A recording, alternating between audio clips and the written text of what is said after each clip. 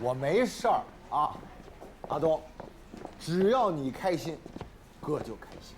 你是不知道，就这点钱，我担了多大风险，受了多大罪。走啊！哎，阿东啊，你听我的，收下。这钱只要我不拿就没事儿，你也不会有事儿。我不要。你怎么就这么倔？听我的，让你拿着你就拿着。开车走。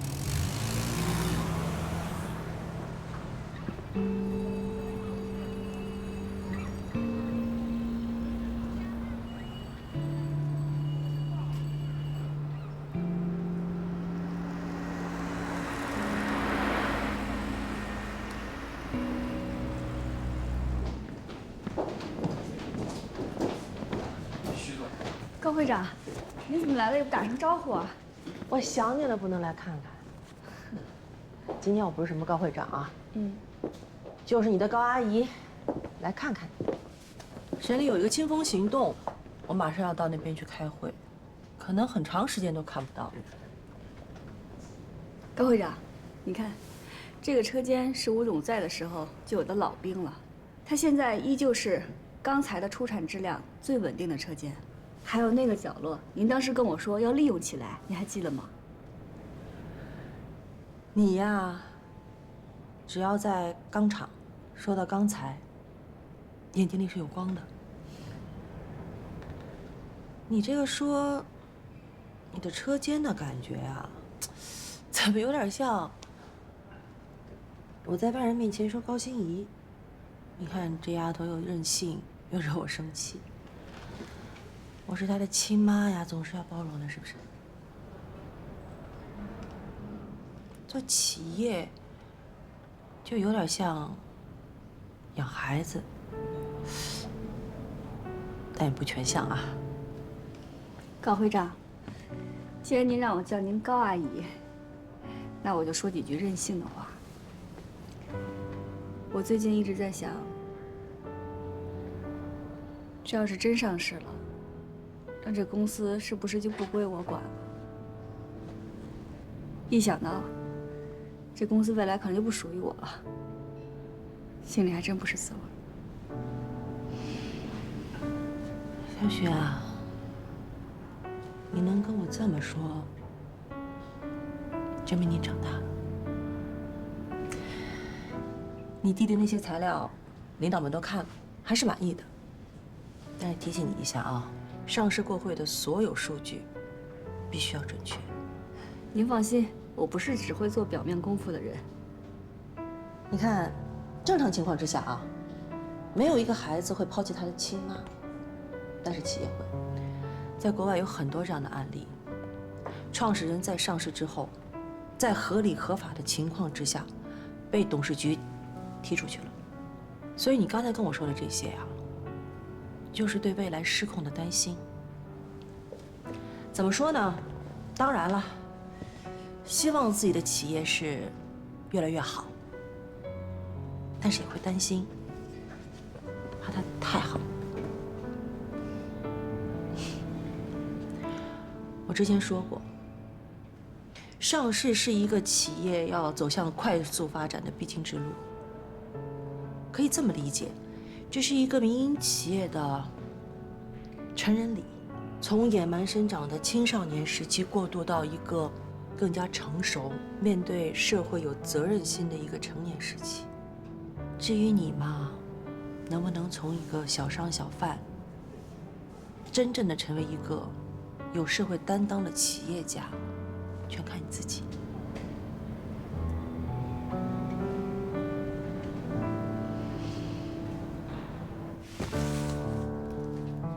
郑总，我们车队所有的财务报表都在这儿了。我以为你今天叫我来是准备好了资金要入股呢。郑总，咱也是老朋友了，这钱嘛，我是真没那么多，但我确实也想进物流行业，所以，我以车队入股行不行？那车队谁没有啊？如果只是车队的事儿，那咱保持合同关系就好了。你拿着几十台车就想入股，不太现实。如果不是资金入股啊，咱就别聊了。哎，郑总，别急，先坐，先坐。郑总，我们可以资金入股，您之前说的数完全没有问题。同时，车队也可以纳入公司，但是股权比我们可能需要重新聊一下。郑总，你们稍等一下啊，出去。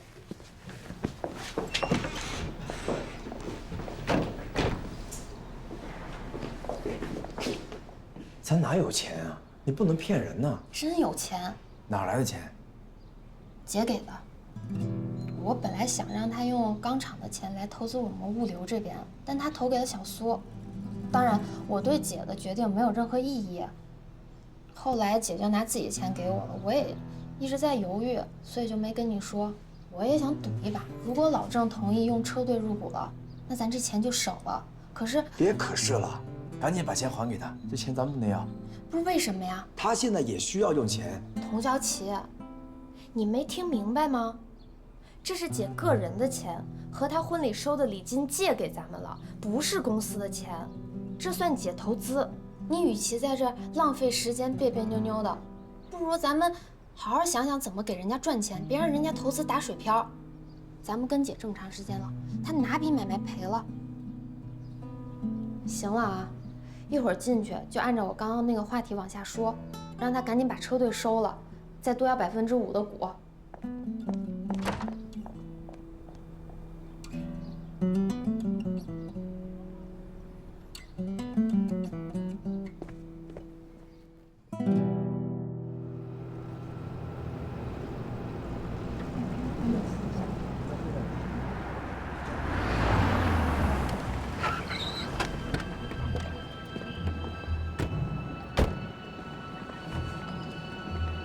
这税务怎么说查就来查呀？没提前通知吗？没有啊。行，我知道了。那海关呢？为什么把我们的码头给封了？突击检查，说是清风行动的一部分，让我们配合调查。你们赶紧先自查一下。佳总，高总，高总，电话打了吗？打了，应该在路上了。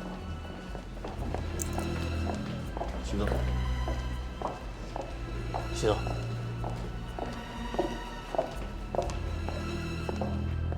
税务部门到底怎么说了？他们怀疑钢厂偷税，把账封了，正在查呢。只是怀疑就给封了？不单是税务，海关把我们的码头进出口也给封了，说是联合执法。那有没有说什么时候恢复？得先调查吧。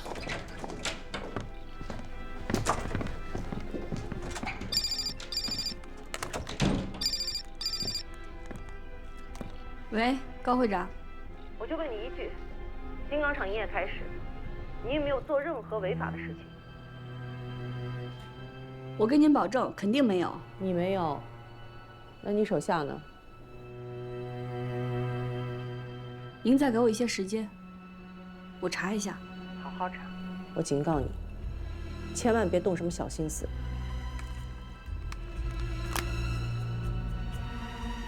现在别说是账目、进出口清单，就连我们的财务科长都被税务带走了，去协助调查。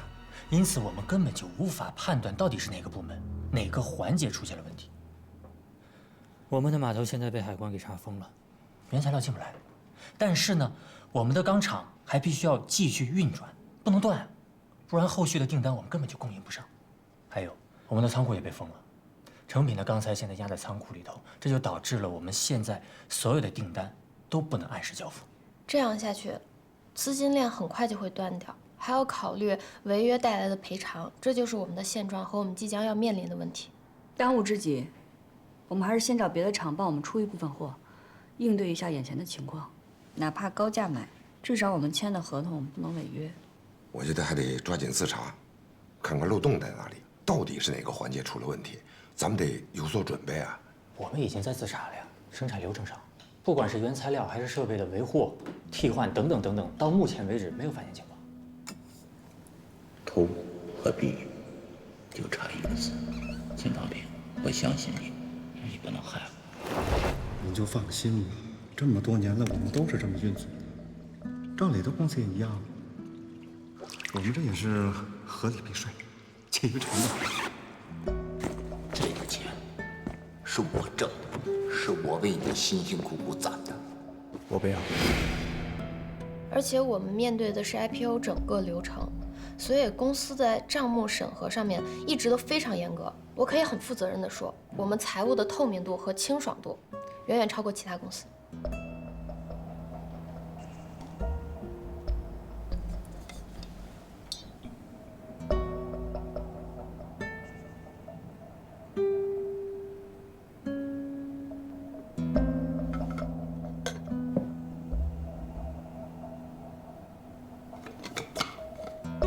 销售这块应该没有什么问题，啊，我们跟所有的钢厂还有钢铁贸易公司所有的贸易往来，那都是非常清楚的。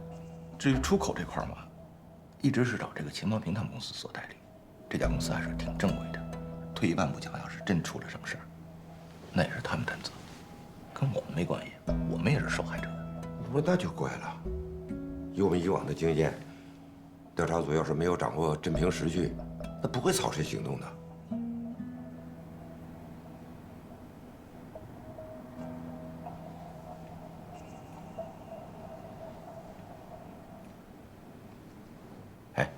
你有没有跟高会长联系一下，从他那儿探听点什么？到底发生什么事儿？高会长给我打电话了，但具体的他也没跟我说。但是我跟他保证了，一定会查清楚。从明天开始，各部门继续深入的自查，必须落实到公司每一个员工的头上。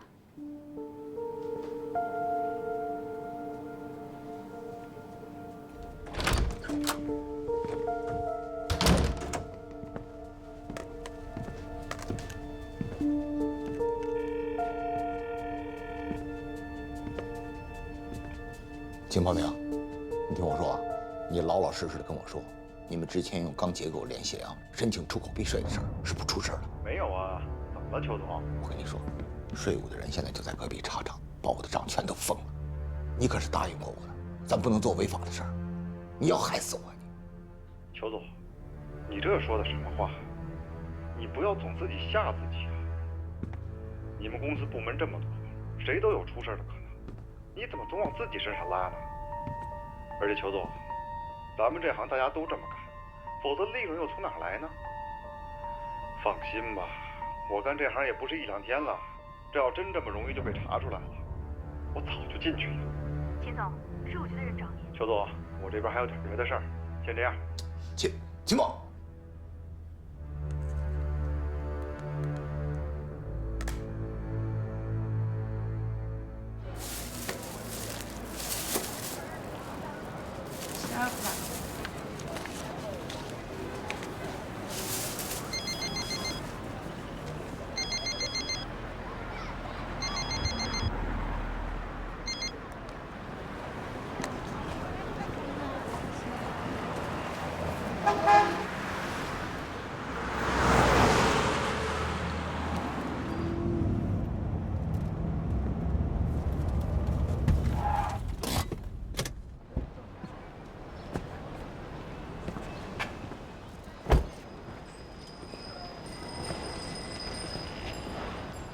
税务局的人来了，现在在我公司里正调查着秦方平利用申报名义避税这事儿，是和你小子同谋？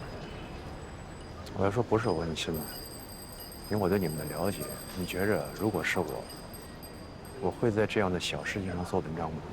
可这件事我只告诉了你一个人，没有任何人知道，这你怎么解释？邱必正，你质疑我的底气从哪来呀？虚报品名、偷逃关税，你没犯法吗？大家都是这么干，以前可以，现在这么干不行。别秦方平说什么你就信什么。我劝你，在还没有查到你之前，赶紧把钱还给他。从我出来，你就再跟我说未来都是好日子，好日子。未来是什么日子我不知道，但有一年，是我在里面选上的。你想知道是什么？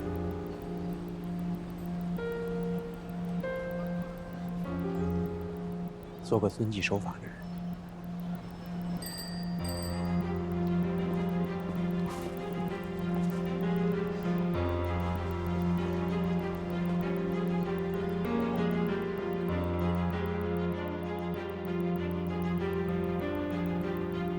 老丁，你给我开这个价，整整高出了2个点，你这也太狠了吧！我现在交不出货，你匀一些钢材给我。江湖救急，帮忙嘛。我的库存也是有数的，这个时候我们说啊，也就是你开口，我才愿意分你一些。这非常时期，谁知道会不会查到我头上，或者封我的仓啊？不过话说回来，你们到底是因为什么才翻的船呢？我们没有翻船，你别道听途说，我们只是配合调查。行吧，我相信以你钢厂的产量，还是能运一些钢材给我的。那这次谢谢你了啊。那具体的我让贾长安联系你。好，再见。喂，半夏，我现在刚刚到机场，我们公司突然出了点问题，我得回去查一下。对，跟你们的情况是一样的。这次啊，针对钢铁行业的专项整风行动，第一步就是税务审查。这次查到的是跟我们合作的一家公司，他们在出口申报的时候偷换概念，以退税价格高的名目出口。这事儿我们之前也没查清楚，所以也有责任。你也得回去查一查，看看你们公司有没有类似的情况。进出口啊，对，时代变了，规则也越来越明确。我们公司虽然是外企，但是也聘请了专业的国内法律顾问，就是为了随时替我们解释最新的法律法规，避免在无意中做出违法违规的事情。那你准备怎么办？按规矩办呗，错了就要纠正，该罚罚，该赔赔，一切我都接受。半夏，你们也得做好这种准备。行业的发展离不开紧密的管理，这个我懂。那有意的违规和无意的违规，总归是有区别的吧？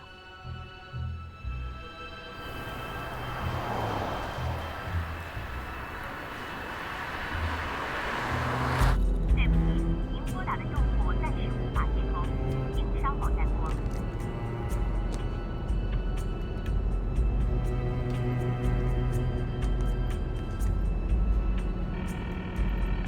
对不起，您拨打的用户。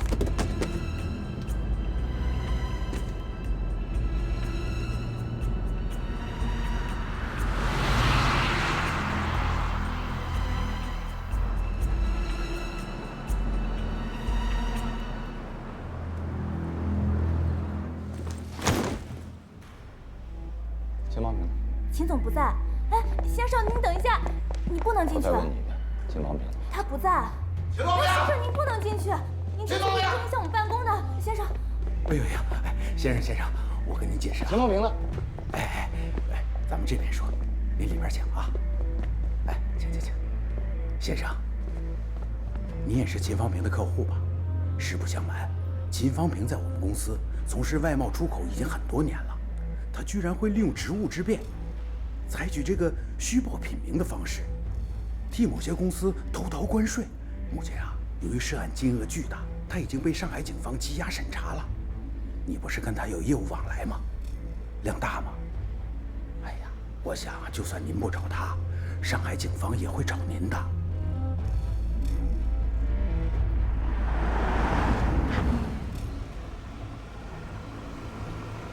贾总好。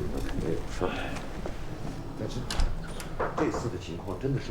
吴总，薛总，我已经找到确凿的证据证明，裘总和秦方平的确做了阴阳合同。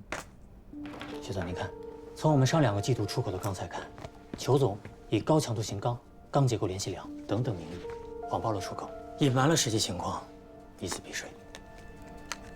以前大家都这么干，但入市之后，保管审核、进出口贸易税收的管理更加严格了。我给秦方平公司打过电话了，说他已经被抓了。所以就此看来，这件事情应该就是他们2个人的个人行为，不存在涉问指使的可能性。只要我们积极配合调查，应该不会受到太大的影响。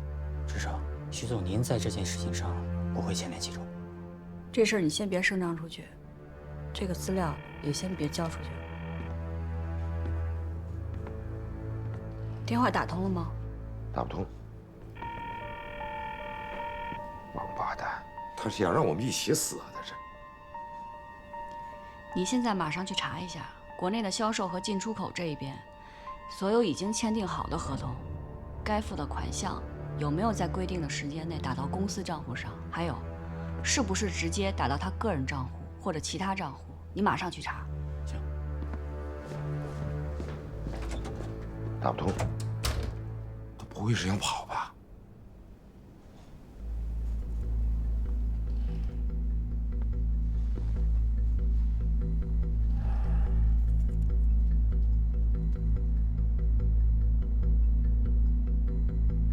老板，你听着，现金我放在银行里了，办了张新卡，我带走了。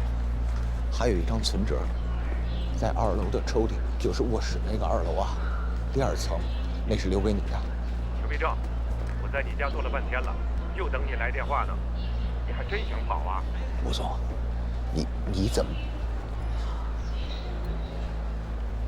我跟你说啊，吴总，我这次是对不起你，我也不想这样。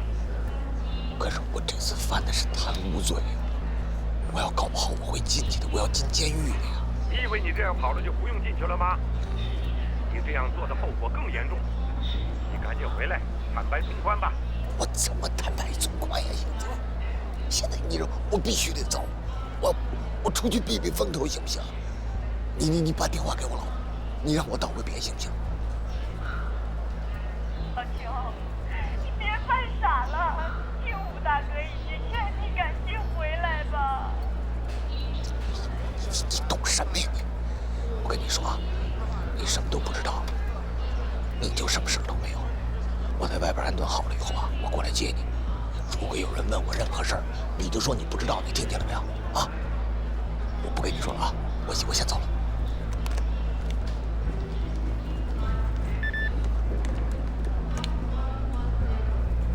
裘必正，所有情况我都已经了解清楚了，这不是你一个人的问题。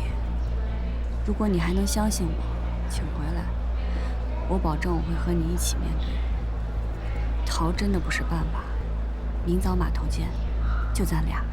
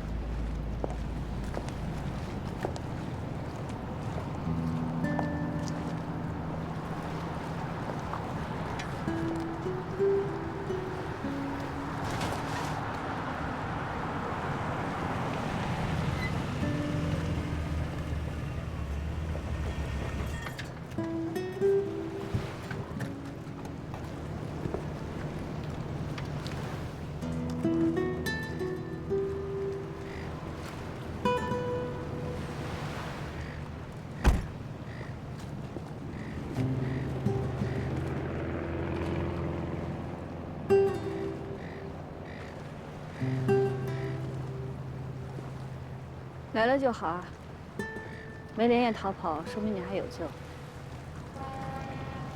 昨天晚上有一刻，我真的想跑，好像跑出去了，这些就都结束了，就安全了。现在想想，还好没跑。如果跑了，我这一辈子就完了。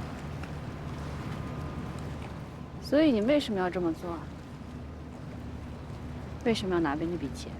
钱是给郭启东的，我总觉得我亏欠他，我想补偿他，我一分都没拿。信也好，不信也罢。那钱是在他那儿吗？他都没要，他觉得我是在可怜他，施舍他。那现在钱在哪儿？我赶到上海，我想把钱当面交给秦方平，可是我赶到的时候，他已经被抓了。我在前台大闹了一场，就把钱扔在前台了。可是现在说这些谁信？我真是跳到黄河也洗不清。但我重申一遍，那个钱我真的没有拿。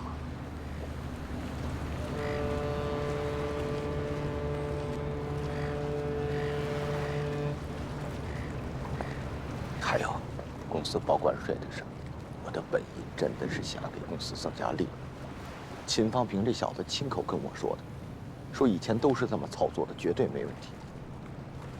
我信他，但我不是故意的。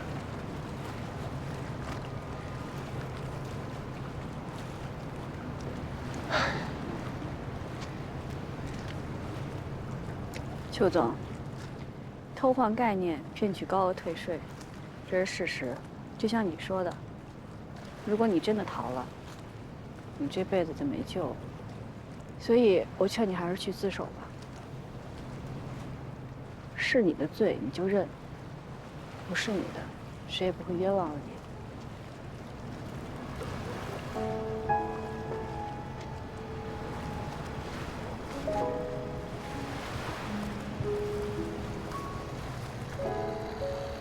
我原本以为啊，跟以前一样，这股风刮过去就没事了。现在看来我错了，真的跟以前不一样了。打擦边球的事儿做不得了。常在河边走，哪能不湿鞋？这次我不但是鞋湿了，身子也掉进去了。以前的那套生意经不会念了，不会。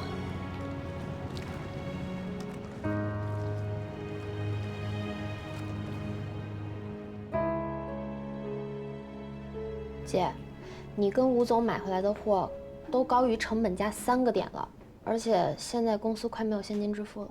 都是做生意的，生怕我们会关张，所以不会给我们赊货的，必须要一手交钱一手交货。照这样下去，我们扛不了多久的。还有就是，现在生产线没有停，生产出来的货物没有地方放，入不了库啊。还有就是工人的情绪，现在每一个人心里面。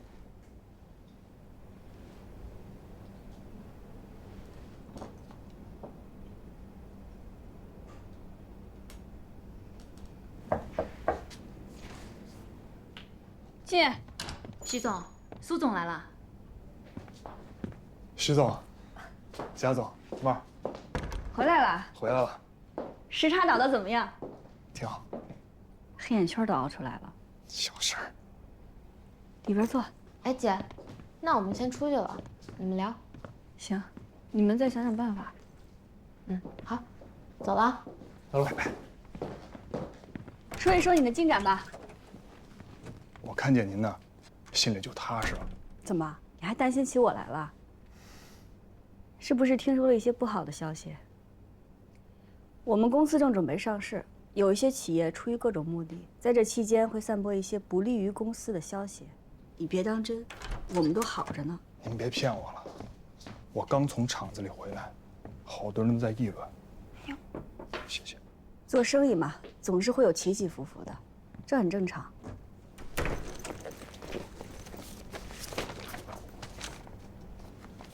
您看这个，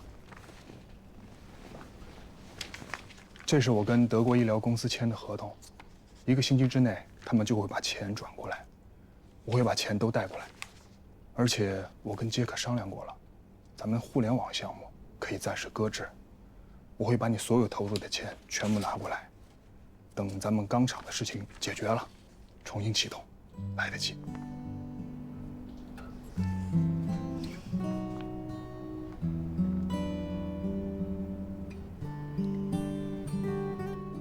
其实我在心里面盘算了很久，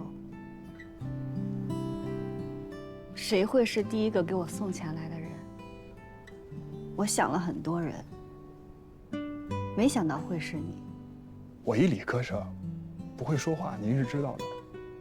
我只知道啊，在我最困难的时候，是您相信我，所以不管您现在面临什么样的困境，我一定竭尽全力帮你，就算不够，一定是我的所有。你放心，我不会辜负你们叫我的一声曲总。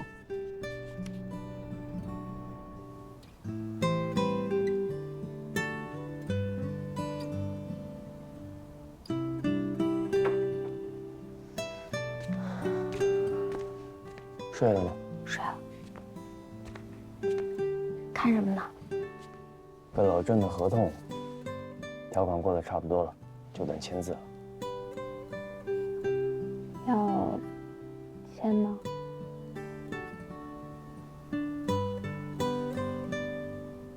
老大现在也挺难的，不管是个人的钱还是公司的钱，我们都先还给他吧。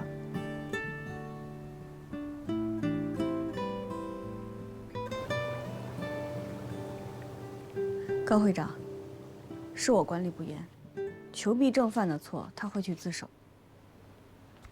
我也会尽最大可能去赔偿国家的损失。按理说，我打这个电话给你就已经涉嫌违法违纪了。明天专项组会约谈你。你钢厂的原材料是怎么来的？有没有问题？原材料？什么原材料？会计审核是清风行动的第一步，接下来会涉及到彻查原材料走私和进出口废钢的问题。你没有任何问题，我都难辞其咎。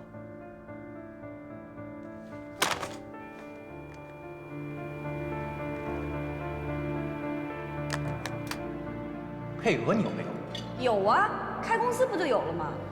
你知道一家公司可以申请多少配额吗？15000吨钢，你要注册多少家公司？15家，你搞得定？我有什么搞不定的？吴总要是敢给我，那我想开多少开多少。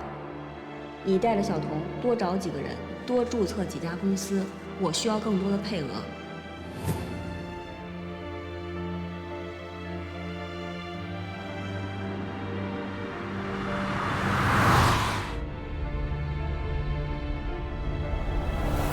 我打算弄5万吨回来，怎么样？5万吨，我拉回来了。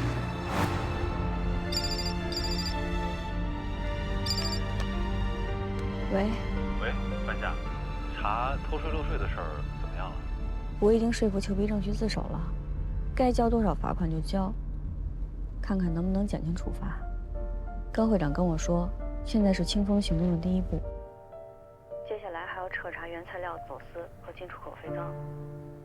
那，我想是不是查偷税漏税的事儿，拔出萝卜带出的泥啊？你还记得公司刚筹备上市的时候，你跟我说的一句话吗？我问你，你做好了被揭老底的准备吗？是这句吗？赵磊，我现在心里很慌。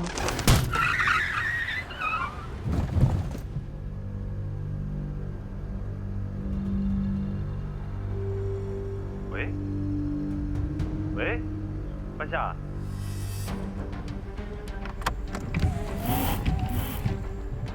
半夏，出什么事了？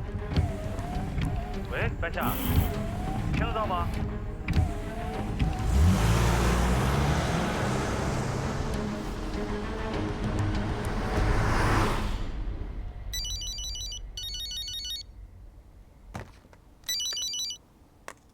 哎，老大。小童，你把冯总弄到公司去，不管你有什么办法。好。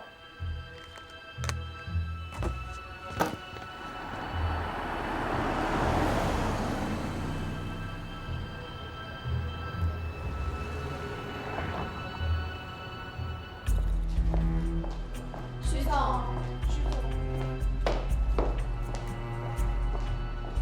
徐总，按照您的吩咐，我已经和采购部的同事把这几年所有进口废钢的交易记录都调出来，给律师和法务部了。他们正在核查，这是您按的海关法。裘总和吴总过来记得通知我。知道了，徐总。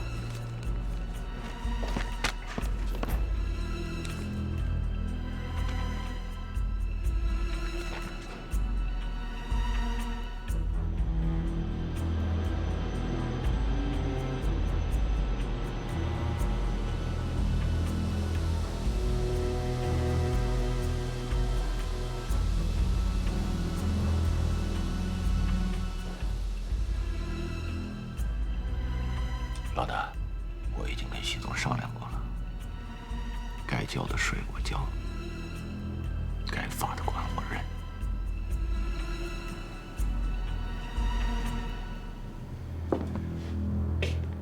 但是，关于贪污这个事儿，我可能要谨记一段时间。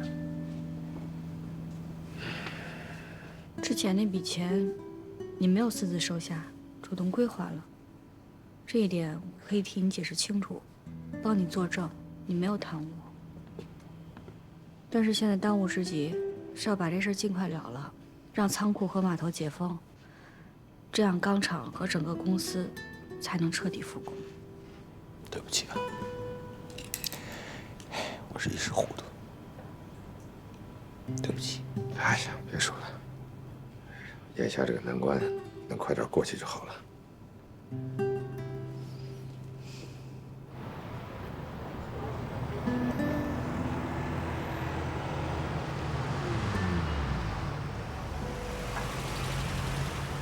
小许啊，这都几点了？有什么事儿，我跟老裘都在，你说吧，就别等了啊。吴总，我们还是等一等冯哥吧。哎呀，老冯是有名的慢性子，你等他这来，这得……哎呀，你可来了，快吧！就说嘛，这么晚了把我折腾来的，也就你们老几位了，什么事儿找我那么着急？是要跟我商量这你们股权分配的事儿？我今天约几位大哥过来，并不是要谈公司上市股权分配的事儿。华律师，人已经到齐了，你跟大家讲一讲吧。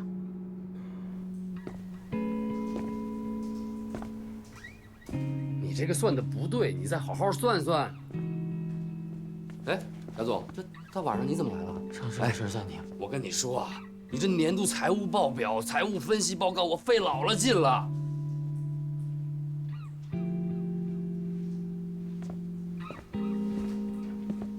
该说什么？我说，上市的事儿，暂停吧。贾总，咱不能开这玩笑啊！我没跟你开玩笑。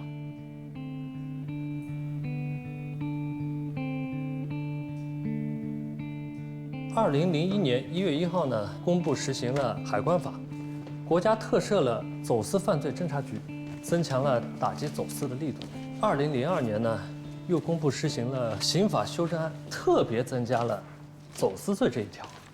我的团队呢，翻阅了之前公司所有的交易记录，发现了一个问题：我们涉嫌走私。啊？我们涉嫌走私？我们猴年马月走过私啊？是啊。我们当年从北边和黑海进出口废钢的事儿，你忘了？不是，那也是在国家规定和法律法规允许范围之内我们做的事儿啊。你和吴总手里的配额是从很多小公司凑起来的，我从国外进口原材料，也是我成立了很多子公司才申请出来的配额。后来甚至我掏钱购买了其他公司的配额。在海关看来，像我们这样企业的规模，很有可能会利用国家的优惠政策，通过虚假公司倒卖原材料，扰乱市场秩序。根据新的海关法和刑法修正案呢，这都是违法违规的。华律师，我明白了。你看是这样啊，就是根据新的海关法和刑法修正案是违法违规的。那么也就是说，我们过去做的这些事情就不违法违规了，对吧？对，但是我们公司一直在做进口的生意，还是用原来的方式，一直都没有停过。哦，我明白了，就是说，我们的行为现在属于走私了。专项组已经约谈我了，那找你们约谈也是早晚的事儿。那小许，你这么晚把我们约来，就说明你是不是已经想好了？你把你的想法说说呗。我当然是要一五一十的跟专项组说清楚，我们从北边还有黑海进口废钢的事，来龙去脉交代清楚。同样，我也希望你们能够交代清楚。那不行啊，你这成了自投罗网，主动认罪了呀。对对对，那个小许，这事儿啊，你还是考虑清楚啊，这等于变成了谁去谁认罪了。这个，我们主动说实话，主要是为了说清楚，我们当时并不知道这是违法的。如果刻意隐瞒，反而这个事儿就说不清楚了。说不清也不能主动承认自己是无意走私。再说过去那些年咱们做的生意完全是正当生意，也没有走私啊。我们必须要承认和解释清楚，我们当时的行为是无意的，这是我们的疏忽，我们不是故意的。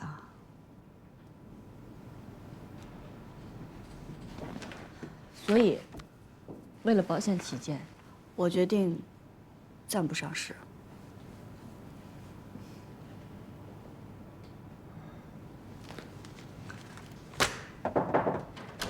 徐总，吴总，现在情况呢是这样的，娄征把我们的上市材料交给了证监会，而且证监会的初审已经过了。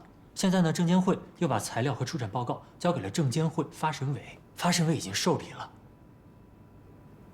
撤不了了。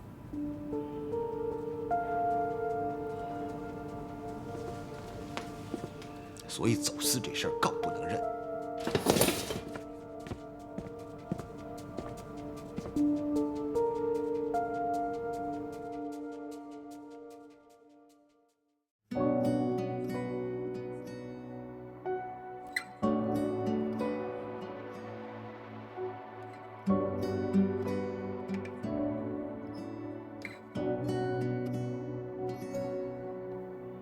注定的相遇离散，不惧过往，不问来路，不曾道过一句晚安。注定的命运多舛，不断曾经，不语将来，时间对谁也不手软。像草儿一样，风吹吹就长大了；就像花儿一样，雨停停就绽放了。时代的一束光，打在人生的海平面上，如同望远镜般，照见远方的风浪。理想的一面墙，横在爱恨的对立面上，如同放大镜般折射内在的向往。四野蛮荒，牵一马离合悲欢，修罗列场，春生夏长，劫后生喜怒哀乐，梦撞勇往。时代的一束光，打在人生的海平面上，如同望远镜般照见远方的风浪。理想的一面墙，